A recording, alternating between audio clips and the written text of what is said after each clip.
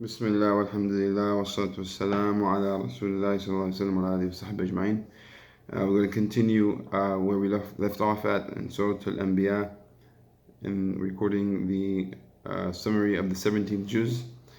We reached ayat 91 where Allah subhanahu wa ta'ala speaks of Maryam alayhi salatu wassalam and Isa and how he made them miracles for mankind to know Allah's ability, how He created Maryam from a mother who was she was older, she wasn't able to have children. Allah allowed her to have children. That's a miracle of Allah subhanahu wa ta'ala, and how He created Isa alayhi salam from Maryam without a father, and that is an indication of Allah's great ability and how He can make anything a means for whatever He wills.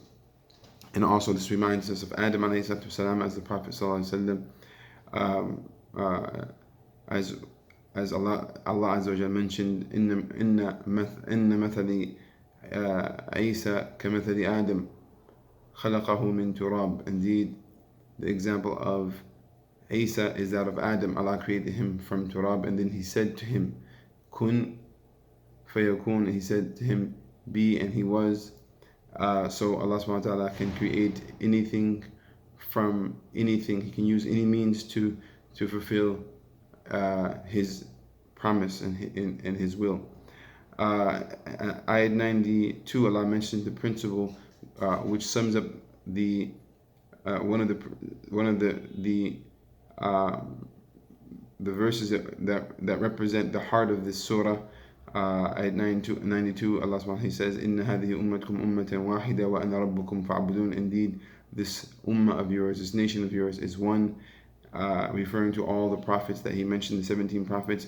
Wa ana rabbukum fa'budun, and I'm your Lord, so worship me. Wa taqatta'u amrahum baynahum. And Allah subhanahu wa ta'ala, He mentioned how the followers of these prophets differed, and how some obeyed and some disobeyed, and they all will return to Allah subhanahu wa ta'ala. Kullun ilayna raji'un. And He will judge between them in the affairs that they differed, and in regards to their stances toward the prophets. And those who disbelieve will be punished, and those who believed will be rewarded. And then Allah subhanahu wa ta'ala mentions ayat 96 to 100, speaks about the drawing near of the hour. So as Allah started the surah with the hour, or the hisab is drawing near, Allah says, وَاقْتَرَبَ الْوَعْدُ الْحَقِّ, and the appointment of truth has drawn near, and behold, their eyes will be fixated in terror, and the disbelievers will call out, crying and wailing, that admitting to their sin, hoping that Allah subhanahu wa ta'ala will have mercy upon them. And as Allah says, وَبَدَا لَهُم مِّنَ اللَّهِ مَا لَمْ يَكُونُوا يَحْتَسِبُونَ, and they came to the realization of Allah that which they never took in consideration, or they never thought they never thought would happen, and that is that they will not be given respite, and they will be punished as they didn't take heed, as the surah says in the beginning, وَهُمْ فِي غَفْرَةٍ مُعْرِضُونَ, they are in heedlessness and in denial, and they will call out, يَا وَيْلَنَا إِنَّا كُنَّا ظَالِمِينَ, we were sinful, we were oppressors, we were wrongdoers. And Allah says, إِنَّكُمْ مَا تَعْبُدُونَ, indeed you and everything that you worshipped will be fuel of the fire. And then He explains how He will, ayat 101, Allah explains how those who they worshipped were not pleased, like Isa alayhi salam. He was not pleased with the worship, those who were worshipped, or some angels that may be worshipped, or some other righteous people who did good deeds, and were not pleased with being worshipped besides Allah. Allah says, إِنَّ الَّذِينَ سَبَقَتْ لَهُم مِّنَّا الْحُسْنَى, indeed those who did good deeds and our word of goodness proceeded on their behalf, they will be held or taken away from the fire.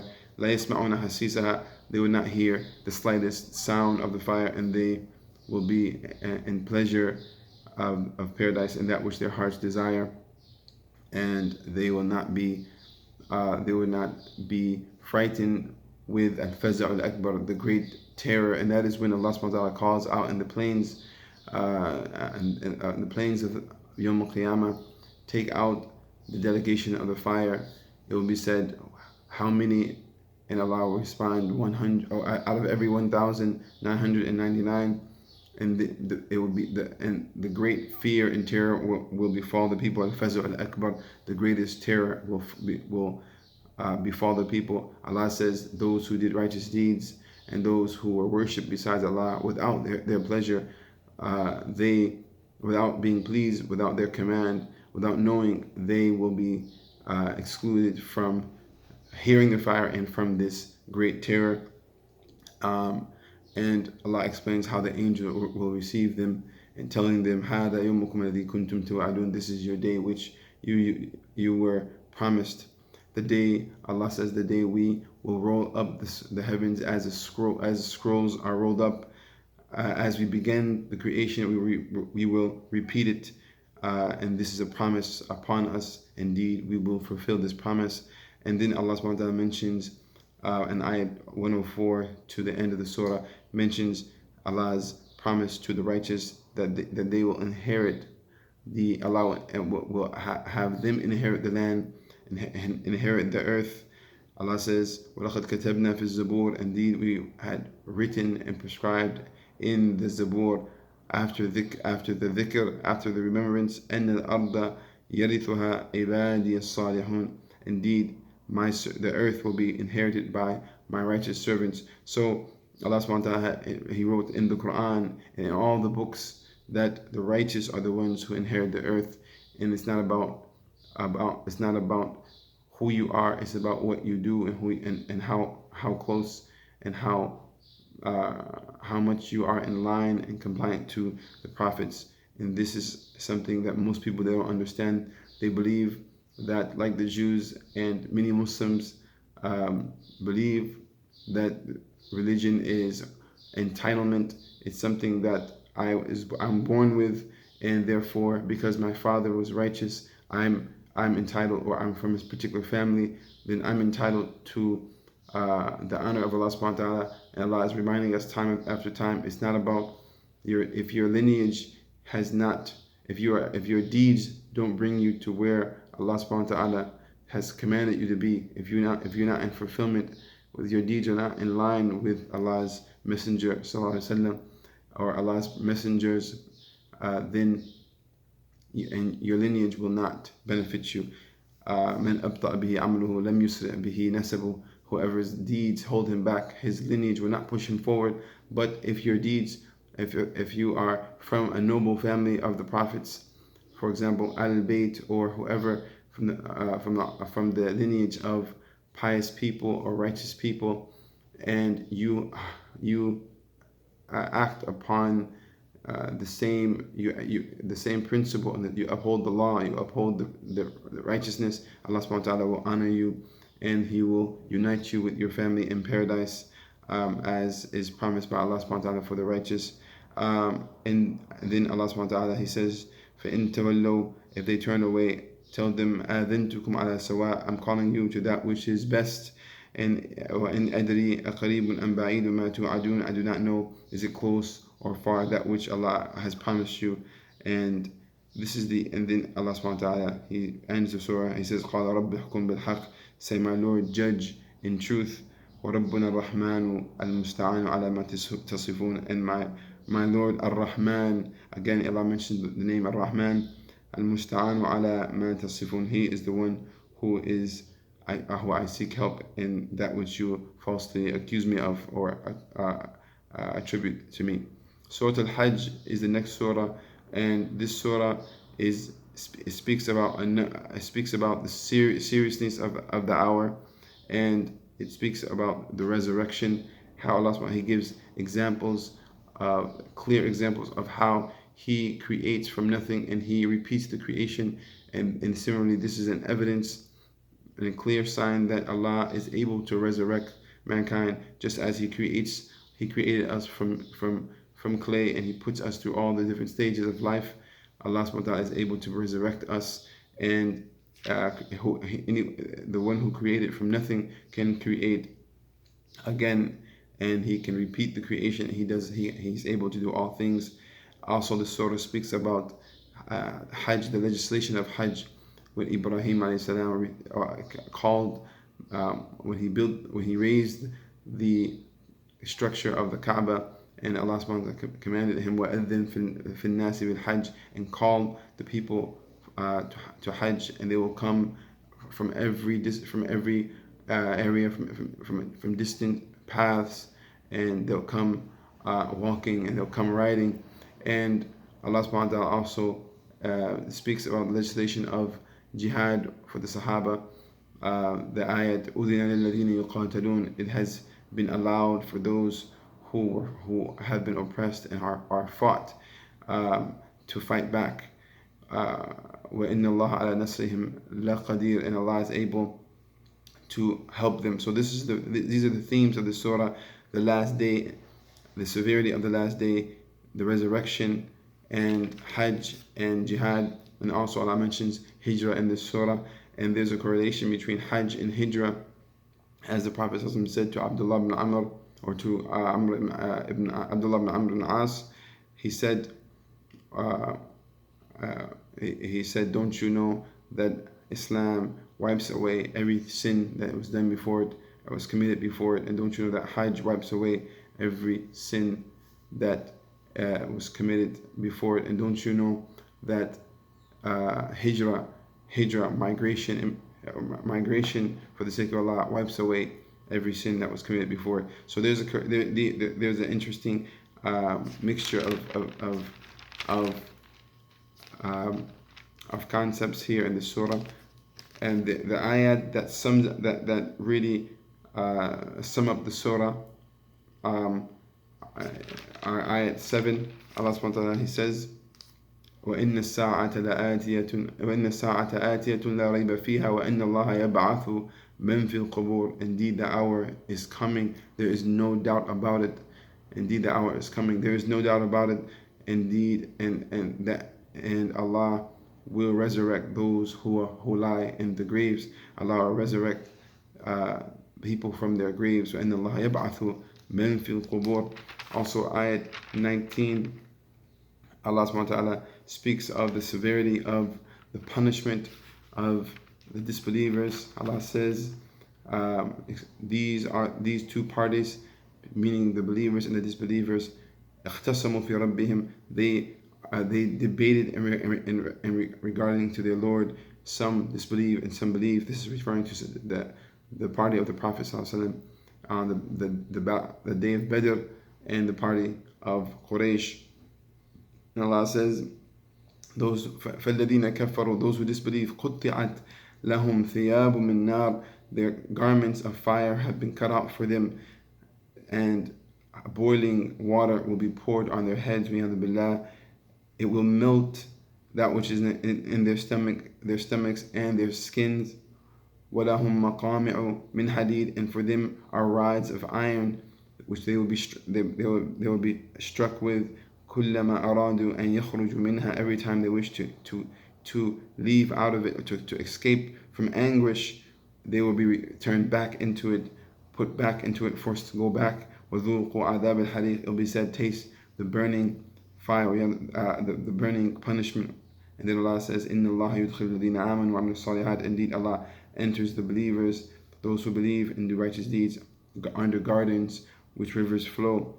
They will be adorned with bracelets of gold and pearls, and their garments will be from silk. So it shows you the severity of this of the hour, and how Allah says, Ya ayyuhan nas ittaqu rabbakum inna zalzalata as-sa'ati shay'un 'azim. O mankind, fear your Lord, have taqwa, put a protection between you and his punishment. Indeed, the shaking of the hour is a great thing. Shay'un 'azim, a great thing. And also, Allah uses the word azim, great. And also He uses in ayat 32 and 33, 32 and 30 and 32, He uses ذَلِكَ وَمَنْ يُعَظِّمْ, whoever holds great the sha'air Allah, the rights of Allah. Indeed, this is a sign of taqwa.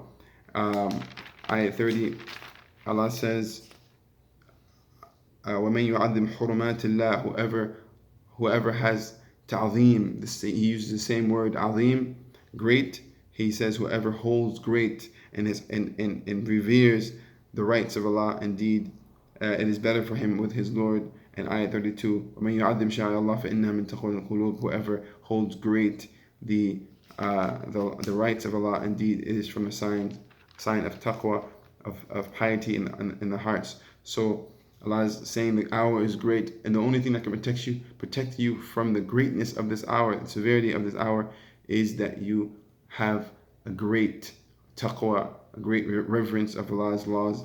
Allah subhanahu wa ta'ala ends the surah by a beautiful admonition and a reminder to the believers. Allah subhanahu wa ta'ala, He says, ayat 70, ayat 76, 77 and 78, or 77 and 78, Allah says, يَا الَّذِينَ آمَنُوا ارْكَعُوا وَاسْجُدُوا وَاعْبُدُوا رَبَّكُمْ وَافْعَلُوا الْخَيْرَ لَعَلَّكُمْ تُفْلِحُونَ. O you who believe, bow and prostrate and worship your Lord, and do good deeds, perhaps, so that you may become successful. You may be successful. You may gain. You may enter paradise and be saved from the fire. لَعَلَّكُمْ تُفْلِحُونَ.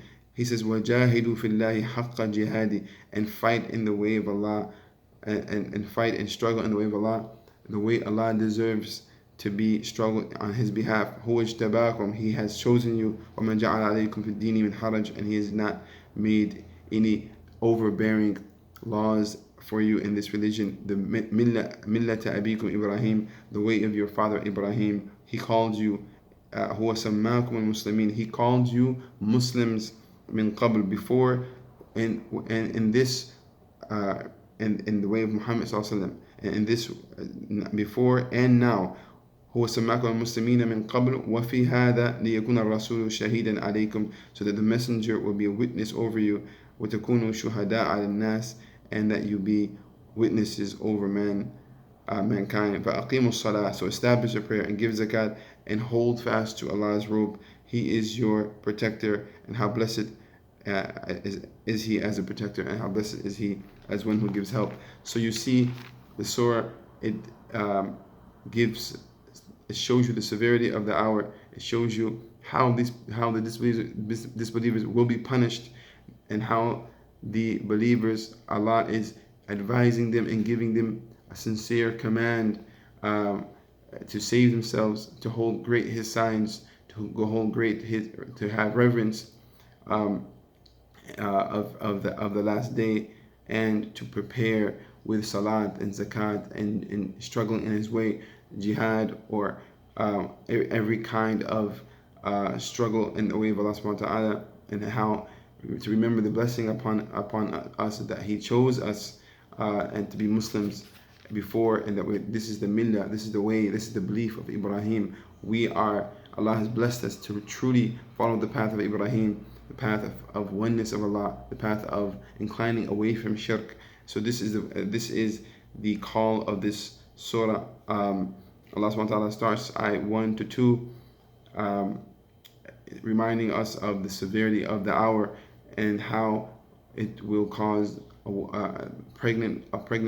every pregnant female to drop her load, and every mother nursing a child to forget and leave her child. This is the severity of the last day. And you see people drunk. They look drunk, but they'll not be drunk. It's just that the punishment of Allah is so severe. May Allah save us. Ayat 3 to 4, Allah subhanahu wa ta'ala mentions those who deny Allah and argue against Allah and debate and attempt to undermine Allah's message, but yet they follow every rebellious devil. And Allah subhanahu wa ta'ala has written upon shaitan that whoever follows him, then he will lead him to the blazing fire. Then Allah subhanahu wa ta'ala, ayat 5 to 7, He mentions the 7 stages that mankind go through, from dirt to being, and then from clay, and then sperm drop, and then a cloud of blood, a piece of flesh, and how some are complete and others are aborted or are incomplete.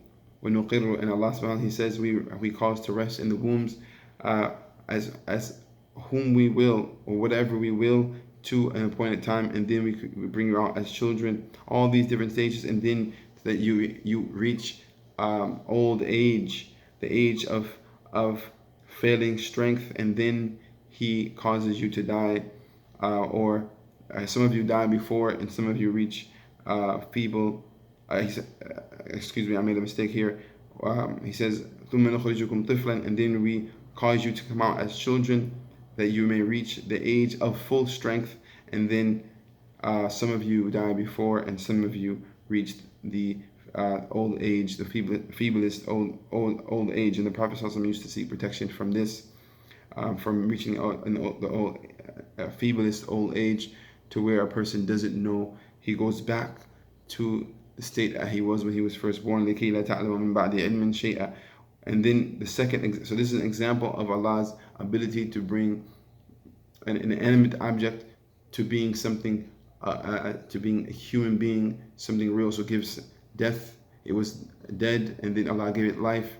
And then the second example is that you see the earth barren, and behold, we send down rain, and life is stirred up, and it produces every kind of vegetation. So these are two examples to show that if Allah can do this, and you see it all the time, it's a phenomenon that we witness. How can you then reject Allah's ability to resurrect us for a greater purpose, and that is to establish justice, and so that those who believed in Him will receive the reward, and those who disbelieve will know that أَنَّهُمْ كَانُوا كَاذِبِينَ, that they were liars, and that they were lying against Allah subhanahu wa ta'ala and disrespecting Allah subhanahu wa ta'ala.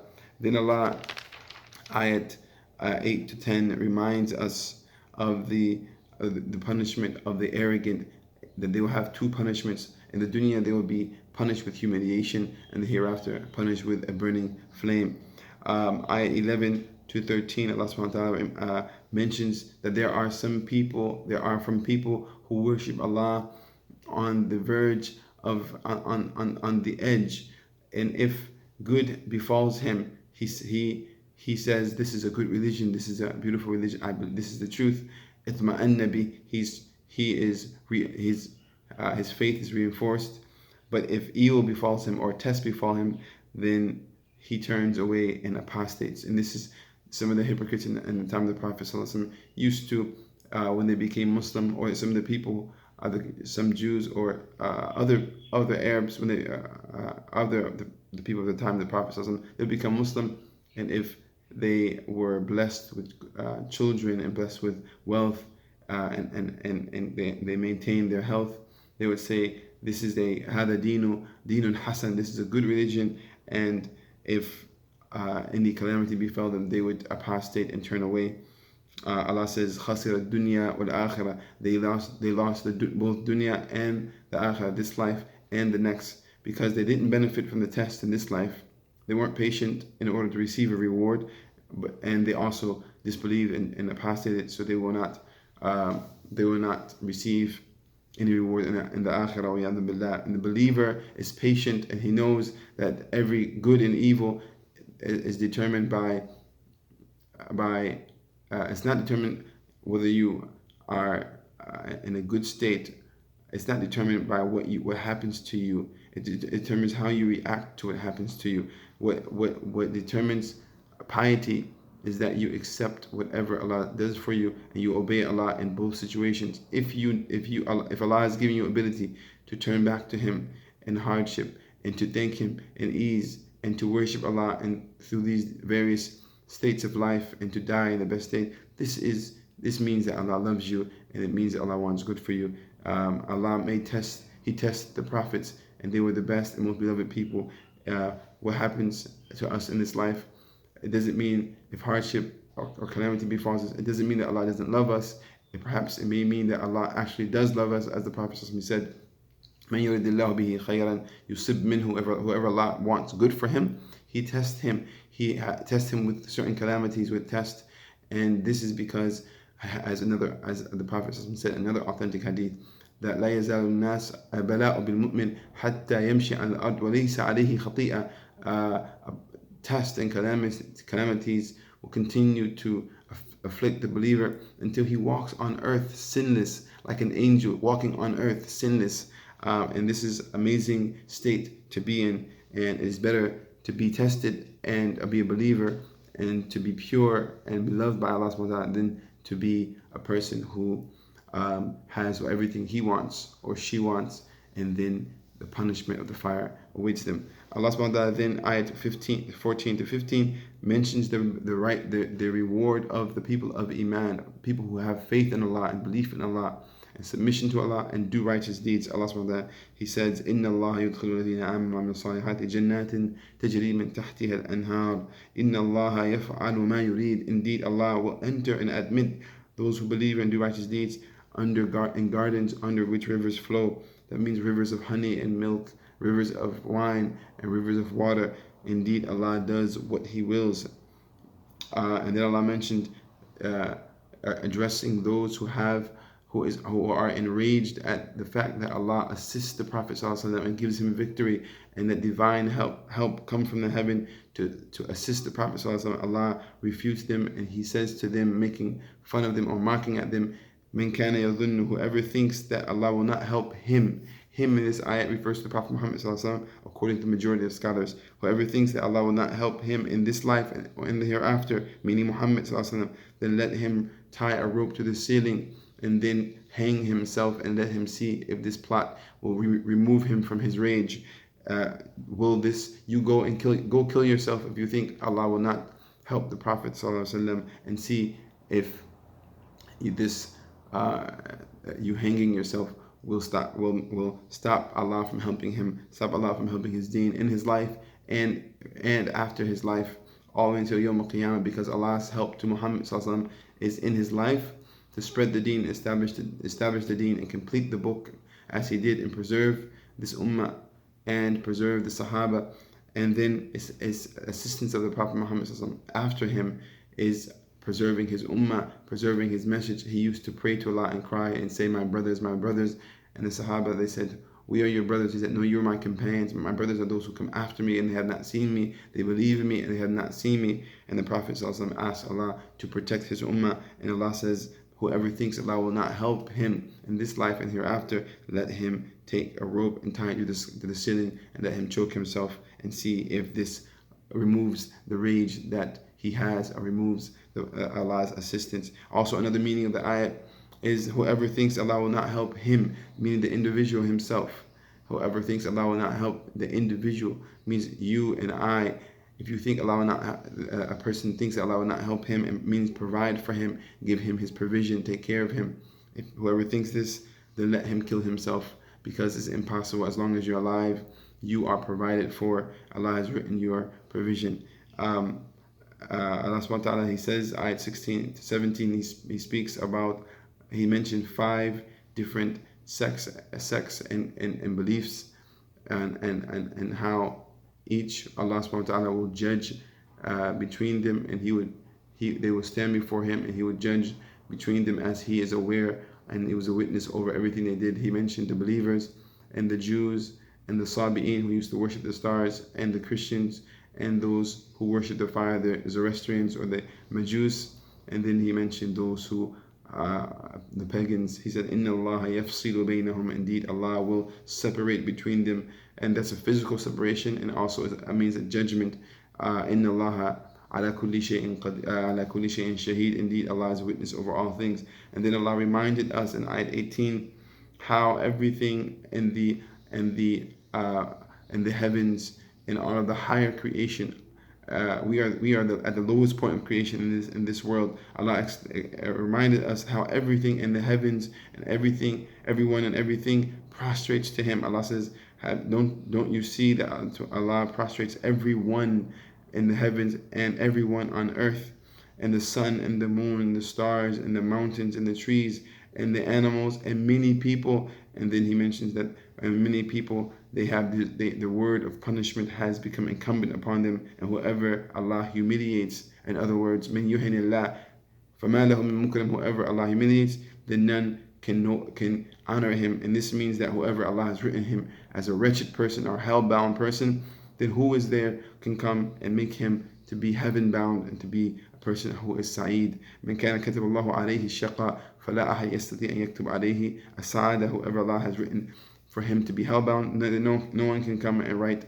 for him to be heaven-bound. And then Allah subhanahu wa ta'ala, and this is why only Allah can determine where we go and where our destination is. Allah subhanahu wa ta'ala, or Umar al-Khattab anhu, he used to make dua to Allah around the Kaaba, crying, "Oh Allah, if you had written me from the people who are wretched and hellbound, then erase that and wipe that out and make me from the people who are heaven bound." He understood the ayat where Allah says, "Yamhu Allahu ma yasha'u wa yuthbit." Allah wipes away what He wills and He confirms it. Wa indahu ummul kitab, and He has the mother book or the preserved tablet. And this means that Khattab believed that with dua you can change your destination, where where Allah has written for you to go. You can make dua and change that qadr, as the Prophet said, "La yurd al-qadr illa dua." Only dua can change qadr. So we ask Allah subhanahu wa ta'ala to write us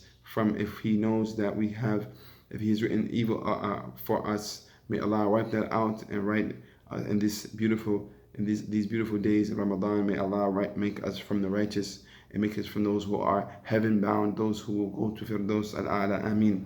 Then Allah subhanahu wa ta'ala mentioned the punishment of those who fought against Allah and the reward of those who fought for Allah subhanahu wa ta'ala, and how they will have garments of fire and the boiling water will be poured on their heads. It will go through their skull down into their stomachs and burn that which is in their stomachs, and it will melt that which lies in their stomachs and their skin, and they'll be beaten with rods of iron, and every time they want to leave the fire from anguish, they will be returned in the fire. May Allah save us. This is extremely severe punishment, and so that we have to take this thing serious. We have to take Allah serious, and we have to take His messenger serious. When He commands us to do something, remember, we can't deal with this. No one can deal with this punishment, and we want to be in bliss, and nothing is worse losing out losing to eternal punishment. And nothing is hard. It means nothing. Whatever we have to do is not. It deserves us to work for eternal paradise, under which rivers flow, rivers of honey and rivers of wine and rivers of water, being adorned by bracelets of gold and pearls, and wearing garments of silk. This is what we ask for. Allah subhanahu wa ta'ala says, وَهُدُوا إِلَى الطَّيِّبِ مِنَ الْقَوْلِ. They have been guided to the pure statement, La ilaha illallah.